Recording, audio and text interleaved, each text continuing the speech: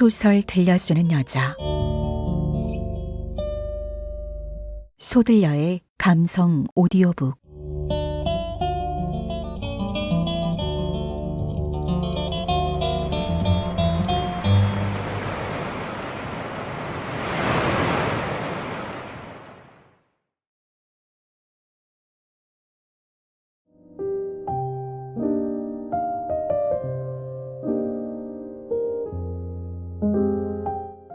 미뉴에트. 기드 모파상.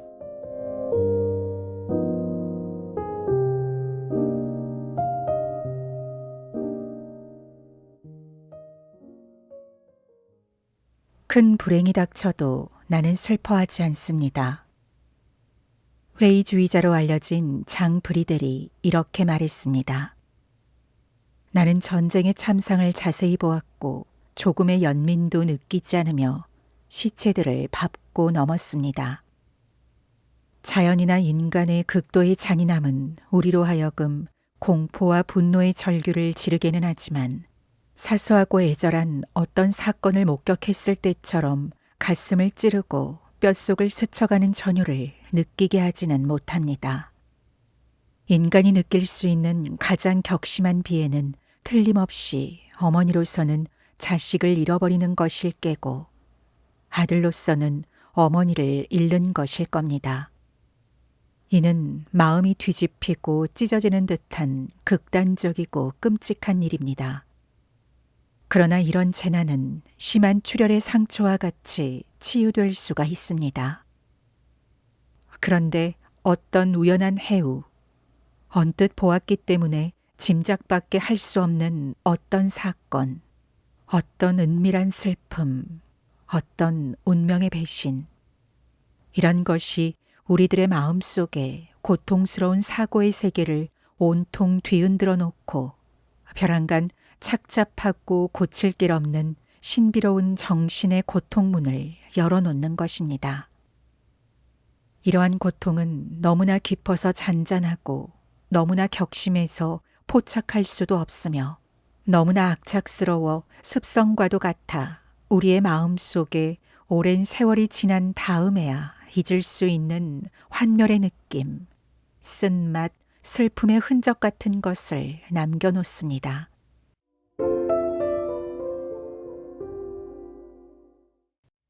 나는 언제나 다른 사람들 같으면 절대 눈에 띄지도 않았을 두세 가지 사건을 목격하곤 했습니다.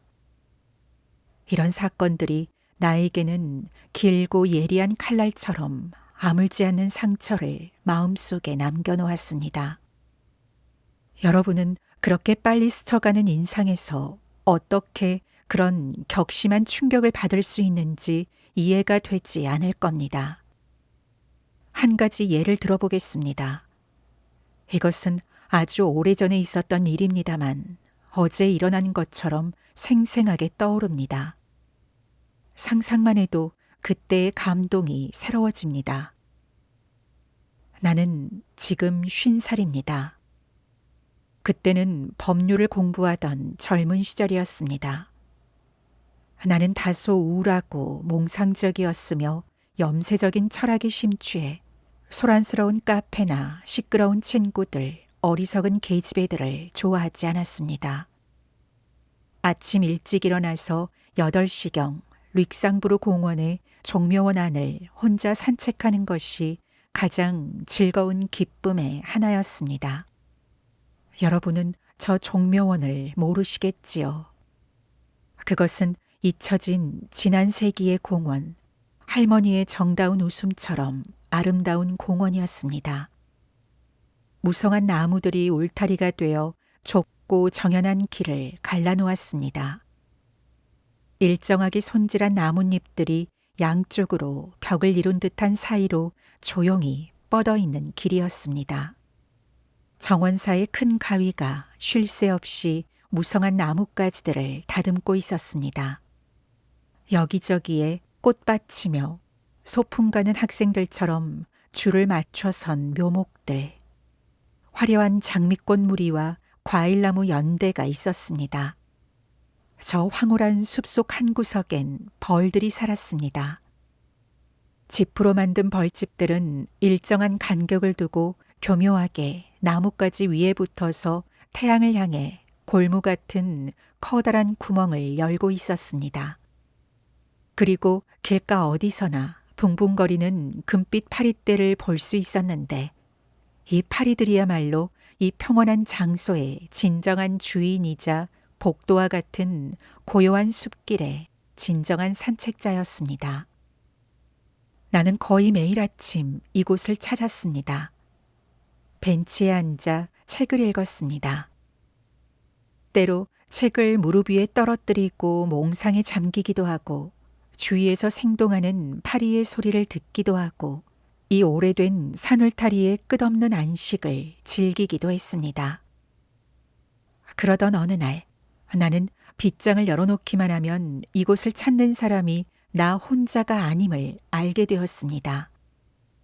숲 모퉁이에서 가끔 정면으로 마주치는 사람이 있었습니다. 키가 작은 이상한 노인이었죠.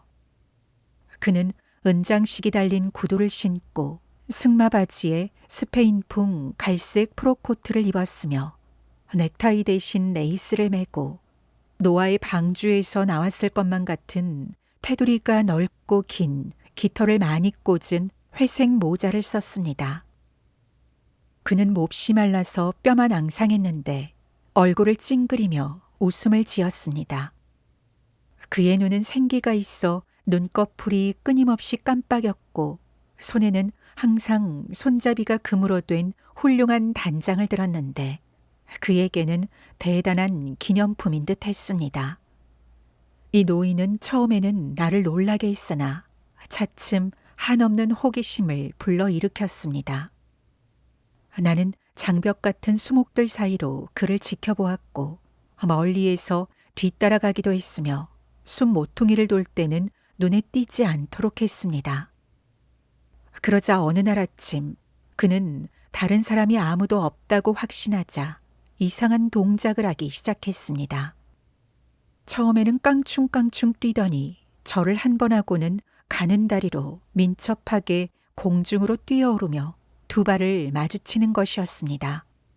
그러고 나서 빙그르 돌더니 깡충깡충 뛰며 얼빠진 듯이 이리 왔다 저리 갔다 하며 관중이 앞에 있기라도 한 듯 웃음을 띠고 감사 인사를 하며 팔을 둥글게 맞잡고는 꼭두각시처럼 초라한 몸을 뒤틀며 허공에 대고 수없이 절을 하는 것이었습니다.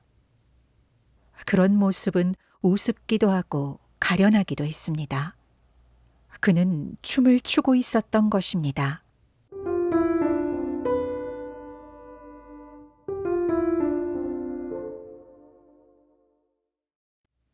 나는 놀라움에 어안이 벙벙했습니다. 나와 노인 두 사람 중에 누가 미친 사람인가 생각해 보았습니다. 그런데 그가 갑자기 동작을 멈추고 배우가 무대 위에서 하듯 앞으로 걸어 나가더니 뒤로 주춤하며 허리를 굽히고 우아한 미소와 함께 손을 흔들며 두 줄로 늘어선 손질된 나무들을 향해 희극 배우 같은 키스를 보냈습니다. 그러고는 다시 점잖게 산책을 계속했습니다. 잽. 그날부터 내 눈은 잠시도 그를 놓치지 않고 따라다녔습니다. 그는 매일 아침 그 이상한 운동을 되풀이하는 것이었습니다. 그에게 말을 걸어보고 싶은 마음이 미칠 듯이 치밀어 올랐습니다. 나는 용기를 내어 그에게 인사를 하고는 말을 건넸습니다. 오늘은 참 날씨가 좋군요. 그는 허리를 굽혔습니다. 네, 꼭 옛날 같은 날씨군요. 일주일 후 우리는 친해졌습니다. 그래서 나는 그의 과거를 알게 되었습니다. 그는 루이 15세 때 오페라 극장의 무용 교사였습니다. 그의 아름다운 단장은 클레르몽 백작의 선물이었습니다. 춤 이야기가 나오면 그는 입을 다물 줄을 몰랐습니다. 그런데 하루는 마침내 이렇게 비밀을 털어놓았습니다. 나는 저 카스트리스와 결혼했답니다. 원하신다면 소개해드리죠. 하지만 아내는 저녁 때가 아니면 이곳에 오지 않는답니다. 이 공원이야말로 우리의 기쁨이요 생명이랍니다. 지나간 시대에서 우리에게 남은 것이란 이곳뿐이죠. 이곳마저 없다면 우리는 살 수 없을 것 같아요.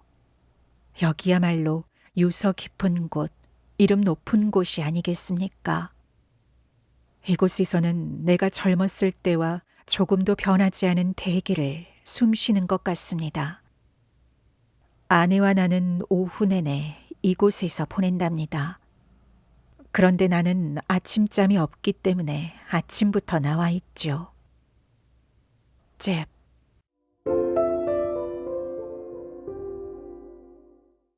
점심을 먹자마자 나는 다시 릭상부르 공원으로 달려갔습니다. 그러자 곧 노인의 모습이 나타났습니다. 그는 까만 옷을 입은 아주 늙은 자그마한 부인에게 점잖게 손을 내주고 있었습니다. 그는 나를 부인에게 소개시켰습니다. 그 부인은 귀공자들과 왕의 사랑을 받던 이 세상에 사랑의 향기를 남겨놓고 가버린 것 같은 기사도 시대에 모든 사람의 사랑을 받던 저 유명한 무희 카스트리스였습니다. 우리는 벤치에 앉았습니다. 때는 5월이었습니다. 꽃의 향기가 깨끗한 숲길 속을 떠돌았습니다. 나뭇잎 사이로 스며드는 맑은 햇빛이 우리 위에 굵은 빛의 물방울을 뿌리는 것 같았습니다. 카스트리스의 까만 옷이 온통 빛으로 젖은 것 같았습니다. 공원 안에는 아무도 없었습니다. 마차 지나가는 소리가 멀리서 들렸습니다. 미뉴에트가 어떤 것인지 설명해 주시지 않겠습니까? 나는 노인에게 말했습니다. 그는 몸을 떨었습니다. 미뉴에트요. 그것은 춤의 여왕이자 여왕의 춤이지요. 아시겠습니까? 이제 왕이 없어졌으니 미뉴에트도 없어졌어요. 그리고 그는 장황하게 열렬한 찬사를 늘어놓았지만 나는 그 말을 이해할 수가 없었습니다. 나는 발의 움직임, 몸짓과 자세에 대한 설명을 듣고 싶었습니다. 노인은 잘 되지 않자 당황해서 안타깝고 서글퍼했습니다. 그러더니 그는 말없이 엄숙하게 앉아있는 옛 파트너에게 몸을 돌리며 말했습니다. 엘리즈, 한번 해보지 않겠소? 우리 이분에게 미뉴에트가 어떤 것인지 보여드립시다. 부인은 불안스러운 눈초리로 주위를 살펴보더니 말없이 자리에서 일어나 남편 앞으로 가서 섰습니다. 그리하여 나는 영원히 잊을 수 없는 장면을 보았습니다. 그들은 미소를 짓고 교태를 피우며 어린애들처럼 이리 왔다 저리 갔다 했습니다. 몸을 흔들면서 허리를 굽히면서 깡충깡충 뛰는 그들의 모습은 옛날 아주 솜씨 좋은 직공이 만들었으나 이제는 조금 망가져버린 낡은 기계의 힘으로 춤을 추는 두 개의 인형과도 같았습니다. 그들을 보고 있으려니 이상한 감격으로 가슴이 설레고 마음이 형용할 길 없는 비애에 젖었습니다. 나는 슬프고도 우스운 유령, 한 세기 전의 그림자를 보는 듯 했습니다. 웃음이 터져나올 것도 같았습니다. 갑자기 그들이 멈춰 섰습니다. 춤이 끝난 것이었습니다. 잠시 마주보던 그들은 놀랍게도 얼굴이 이질어지더니 서로 끌어안고 흐느꼈습니다.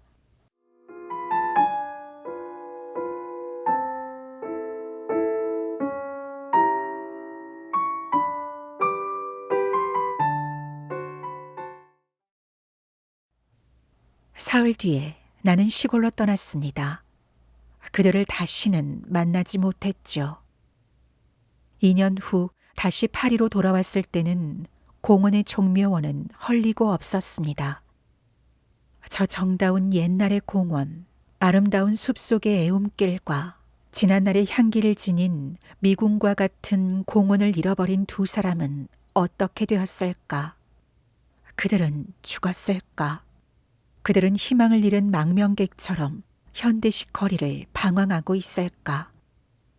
그들은 희미한 망령이 되어 달밝은 밤이면 무덤들 사이로 난 새끼를 따라 묘지의 삽목을 헤치고 가며 저 환상적인 미뉴에트를 추고 있을까? 그들에 대한 추억은 머릿속에서 떠나지 않고 나를 괴롭히며 마음속에 상처처럼 남아 있습니다. 왜일까요? 그 이유는 나도 알 수가 없습니다. 여러분은 아마도 이런 이야기가 우습게 생각되겠죠. 안 그렇습니까?